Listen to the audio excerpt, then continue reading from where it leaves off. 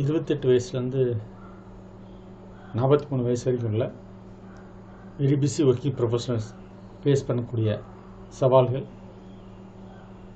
அவற்றுடைய தாக்கத்தை குறைக்கிறதுக்கு என்ன செய்யலாம் அப்படின்னு பற்றி பார்த்துட்டே வர்றோம். அவங்க 8 டைமென்ஷன் ஆஃப் இல்னஸ்ன்னு சொல்லுவாங்க. அந்த இதில் இப்போ அவங்களுடைய பணநலத்தை பற்றி, அதில் பாதிக்கக்கூடிய விஷயங்களை பற்றி நீங்கள் எப்படி சுய ஆய்வு பண்ணணும் அப்படின்னு பற்றி பார்ப்போம். அதாவது செல்ஃப் இன்ட்ராஸ்பெக்டிவ் கொஸ்டின்ஸ்னு சொல்லி தினசரி தன்னை கேட்க வேண்டிய கேள்விகள் அப்படி கேட்டுகிட்டே வந்தாங்கன்னா வாழ்க்கையில் அந்த ஃபினான்ஷியல் வெல்னஸ் நல்லாயிருக்கும் அப்படிங்கிறது எக்ஸ்பர்ட்ஸ் சொல்கிறாங்க. இப்போ அதில் முதல் கேள்வி நான் எதில் ரொம்ப ஆர்வமாக இருக்கேன் அப்படின்னு நம்ம தெரிஞ்சுக்கிறது. ஏன்னா என்ன தான் 10 to 5 ஒர்க் பண்ணாலும் மீதி நேரத்தில் ஒரு ரிலாக்ஸேஷனுக்காகவும் சரி, ஒரு சைடு ஹசில்னு சொல்லுவாங்க இல்லையா, உபரி வருமானம், அந்த மாதிரி நேர்மையாக உழைச்சி சம்பாதிக்கிறதுக்கு, ஈவினிங் ஒர்க் பண்ணுறதுக்கு இப்போல்லாம் நெட் வந்துடுச்சு, இன்டர்நெட் இருக்குது, ஏஐ வந்துடுச்சு, எல்லா வசதியும் இருக்குது. ஸோ திறமை இருந்தால் லைஃப்பில் முன்னுக்கு வர முடியும், சரியான முயற்சிகள் இருந்து பயிற்சி இருந்தால். அந்த மாதிரி நான் எதில் ஆர்வமாக இருக்குன்னு பார்க்கணும். இனி நான் எதில் பிஸியாக இருக்கேன் அப்படின்னு யோசிச்சு பார்க்கணும். இன்றைக்கி ஃபுல்லாக நான் உழைச்சது 1 இயர் கழித்து எனக்கு பலன் கொடுக்குமா, 3 இயர்ஸ் கழித்து இல்லை 5 இயர்ஸ் கழித்து என் லைஃப்பில் பெரிய பலன் கொடுக்குமா நம்ம பார்க்கணும். அந்த மாதிரி ஒரு விஷயமா இருந்தால் பரவாயில்ல. இப்போ என்னுடைய ரூமில் கூட நான் ஒட்டி வச்சுருப்பேன் ஒரு ஸ்டிக்கர். ஸ்டீவ் ஜாப் இருக்கார் இல்லையா, அவருடைய அந்த ஆப்பிளுடைய word, if today were the last day of your life would you want to do what you are about to do today. இன்னைக்கு தான் வாழ்க்கையில் கடைசி நாளாக இருந்தால் இந்த வேலையை செய்வியா அப்படின்னு சொல்லி அதில் கேள்வி. அவரோட லைஃப்பில் அவர் தினசரி கேட்டுக்கிட்ட கேள்வி அது. ஏன்னா கடைசி காலங்களில் ரொம்ப ஹாஸ்பிட்டலில் இருந்து ரொம்ப கஷ்டப்பட்டு அதெல்லாம் வரும்போது அதையும் மீறி அவர் சாதிச்சார். அந்த கேள்வியை டெய்லி கேட்டுக்கிறார். இனி நான் செய்கிற வேலை வாழ்க்கையில் தான் கடைசி நாளாக இருந்தால் நான் செய்வேனா அப்படின்னு சொல்லி. அந்த மாதிரி நம்ம பார்க்கணும். ஒரு 1 இயர் கழிச்சோ, ஒரு 3 இயர்ஸ் கழிச்சோ, 5 இயர்ஸ் கழிச்சோ இது ஒரு இம்பேக்ட் கொடுக்குற மாதிரி இருக்குது அப்படின்னா நம்ம இந்த வேலையில் செய்யலாம். என்ன மாதிரி சந்தர்ப்பங்களாக நான் தேடிட்டு இருக்கேன் அப்படின்னு நம்ம பார்க்கணும். அது எப்படி சந்தர்ப்பங்களை உருவாக்குறது இன்றைக்கி நான் எப்படி பார்க்கணும். சீசிங் த ஆப்பர்ச்சுனிட்டிஸ்ன்னு நம்ம பார்த்தோம். நம்ம அதாவது 60 to 80% அதை நம்ம செஞ்சோம்னா, டெய்லி செஞ்சோம்னா வாழ்க்கையில் முன்னுக்கு வர முடியும் சீக்கிரம் அப்படின்னு சொல்லி. நீ ஹைலி காம்படிட்டிவ் வேர்ல்டு, அதனால் எவ்வளோ சீக்கிரம் லைஃப்பில் நேர்மையாக உண்மையாக உழைச்சி முன்னுக்கு வரோமோ அவ்வளோக்கு நல்லது. அப்போ நான் எந்த மாதிரி ஆப்பர்ச்சுனிட்டிஸ் உருவாக்குறது, வாய்ப்புகளை, என்னுடைய வாழ்க்கையில் மிகப்பெரிய இலக்குகள் என்ன, என்னோட கனவுகள் என்ன அப்படிங்கிறது டெய்லி நினச்சிட்டு விசுவலைஸ் பண்ணுறது, அதை அச்சீவ் பண்ணி லைஃப்பில் அந்த மாதிரி சாதிச்சு நம்ம அந்த மாதிரி நினச்சி பார்க்குறது. அது நம்ம செல்ஃப் மோட்டிவேஷனுக்கு ரொம்ப யூஸ்ஃபுல்லாக இருக்கும் இல்லைங்களா. சரி, அப்படிலாம் நான் செய்கிறது எது தடுக்குது, இன்றைக்கி நான் எப்படி நான் தாண்டி வரப்போகிறேன் அப்படி யோசிச்சு பார்க்கணும்.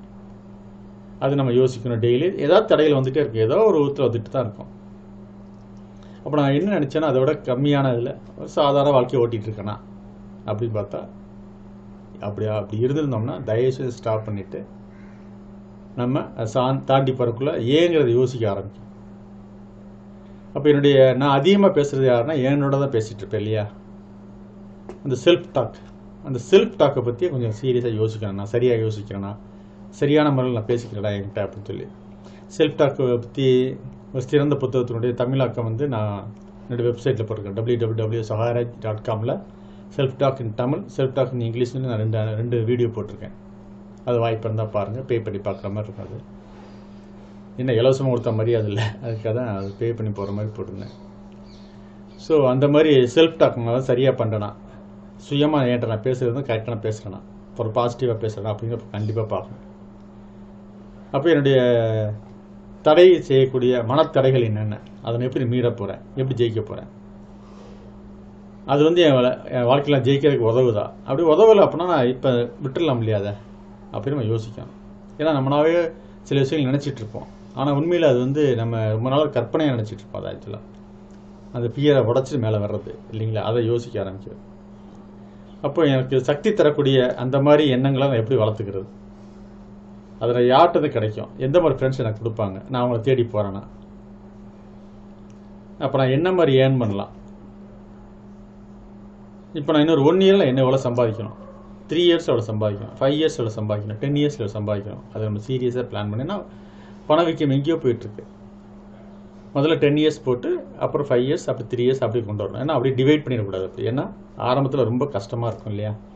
அதனால் அது வந்து நம்ம யதார்த்தமாக கரெக்டாக போடணும். அதாவது அப்படியே 10 டிவைட் பண்ணி டோட்டலாக எவ்வளோ 10 இயர்ஸ் நம்ம டிவைட் பண்ணி 1 இயர்னு போட்டுற முடியாது. முதல் 1 இயரில் அச்சீவ் பண்ணுறது கஷ்டமாக இருக்கும்.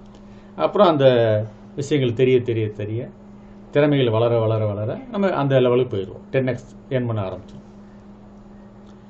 இப்போ எனக்கு ஒரு பணம் ஒரு பிரச்சனையே கிடையாது வாழ்க்கையில் அப்படிங்கிற மாதிரி இருந்தால் நான் என்ன மாதிரி வேலை செய்வேன், அதை அப்பப்போ நேரம் கிடைக்குமாலும் செய்யணும். சிலருக்கு சில வேலைகள் செய்ய ரொம்ப திருப்தியாக இருக்கும், ஒரு ஆத்ம திருப்தி கிடைக்கும். அது அவங்களுடைய உடல்நலத்தை நல்லா இம்ப்ரூவ் ஆகும். இவங்க என்ன 24 மணி பணம்னு அலைஞ்சிட்டு இருக்கும்போது அது அந்தளவுக்கு சிலங்களை சக்ஸஸ் ஆகாது. அப்படி இல்லாமல் எனக்கு பணம்லாம் கிடைச்ச மாதிரி நினச்சிக்கிட்டு இதெல்லாம் கிடைச்ச பிறகு லைஃப்பில் ஒரு பிரச்சனை இல்லைன்னு நினச்சிட்டு இருக்க மாதிரி வேலையை, நம்ம பிடிச்ச அந்த ஆத்மார்த்தமான வேலையை, சமூகத்துக்கு செய்யக்கூடிய வேலையை, மக்களுக்கு செய்யக்கூடிய வேலையை நேரம் கிடைக்கும்போது பண்ணிகிட்டே வந்தோம்னா கண்டிப்பாக நல்லா அமையும். அதில் சந்தேகமே இல்லை. பணத்துக்கு கொடுக்க வேண்டிய முக்கியம் கொடுத்தா ஆகணும் இல்லைங்களா. நம்ம ஏற்கனவே சொன்ன மாதிரி பொருள் எல்லாருக்கும் உலகம் இல்லைங்கிற மாதிரி அதை நம்ம செய்ய வேண்டிய செஞ்சுருக்கணும். அப்போ இன்றைக்கி வந்து எவ்வளவோ தெப்ட்லாம் நடந்துகிட்ருக்கு. ஜஸ்ட் அது கேர்லெஸ்ஸாக நம்ம போட்டோம்னா பணம் போயிடுது, சுத்தமாக மொத்த பணமே வாஷ் அவுட் ஆகிடுது. இந்த மாதிரிலாம் நிறைய நடக்கும்போது கொஞ்சம் கவனமாக இருக்கிறது நல்லது. அப்போ தினசரி செக் பண்ணி பார்த்துக்கிட்டு கொஞ்சம் கவனமாக இருந்தால் தான் நல்லா இருக்கும் இல்லைங்களா. ஸோ இதில் வந்து ரொம்ப அக்கறை எடுத்துக்கிட்டோம்னா நம்ம வாழ்க்கையில் பல பிரச்சனைகளை அவாய்ட் பண்ண முடியும். முக்கியமாக தெரிஞ்சவங்க ஃப்ரெண்ட்ஸ் அப்படின்னு சொல்லி எமோஷ்னலாக பணத்தை செலவழிச்சிட்டே இருந்துட்டோம்னா கடைசியில் ஒன்றும் கிடையாது, திருப்பி வராது, அப்புறம் கஷ்டப்பட வேண்டியதுதான். ஸோ இதில் ரேஷ்னலாக திங்க் பண்ணுறது முக்கியம் இல்லை. நிறைய பேர் பணம் சில கொட்ட வர்றது ஐயா சொந்தக்காரங்க ஃப்ரெண்ட்ஸு ரிலேஷன்ஸ் செஞ்சுட்டு கொடுத்துட்டு கடைசியில் ஒன்றும் திருப்பி வராது, கடைசியில் ரிலேஷன்ஷிப்பும் கெட்டு போயிடும். அந்த மாதிரிலாம் இல்லாமல் ரேஷ்னலாக யோசிச்சு பார்த்து என்னால் முடியுமா, அவன் திருப்பி தரலாம் நான் தாங்க முடியுமா என்னால் அப்படின்னு யோசிச்சு பார்த்துட்டு அதுக்கேற்ற மாதிரி பிளான் பண்ணிட்டா நல்லாயிருக்கும். அப்படி திருப்பி வராட்டாலும் பரவாயில்ல அப்படிங்கிற மாதிரி தான் கொடுக்கலாம், தப்பு இல்லை. ஆனால் இது ரிலேஷன்ஷிப்பும் கெட்டு போயிடும், பணமும் திருப்பி வராதா, பெஸ்ட்டு திங் சாரிங்க முடிஞ்சு போச்சு அவ்வளோதான் அப்படின்னு சொல்லிக்கிறது. இது வந்து கேட்க கஷ்டமாக தான் இருக்கும், ஆனால் ஒரு வழி இல்லை. ஏன்னா நிறைய பேர் லைஃப்பில் அனுபவப்பட்டிருக்காங்க அந்த மாதிரி. அது மாதிரி ஒரு போலி கௌரவத்துக்காக பெரிய ஆடம்பரம் வீடு கட்டுறது, இல்லை ஒரு பெரிய கல்யாணத்தை கிராண்டாக நடத்துறது, அப்புறம் கடனாளி ஆயிடுறது, இதெல்லாம் வேணாம் நமக்கு. எதுக்கு? ஒரு ஆத்தென்டிக்கான லைஃப் நடத்தினோம்னா மனசு நிம்மதியாக இருப்போம், சந்தோஷமாக இருப்போம். அதனால் போலித்தனம் இல்லாத சுய திருப்தியான எளிமையான நல்ல ஆரோக்கியமான வாழ்க்கை வாழ்ந்தால் கண்டிப்பாக நம்ம நிறைய சாதிக்க முடியும். அது சாதிக்கும் போது நம்ம அடுத்த தலைமுறைக்கு ஒரு அற்புதமாக ஒரு எடுத்துக்காட்டாக இருப்போம். வாழ்ந்து காட்டுவோம், வழிகாட்டுவோம்.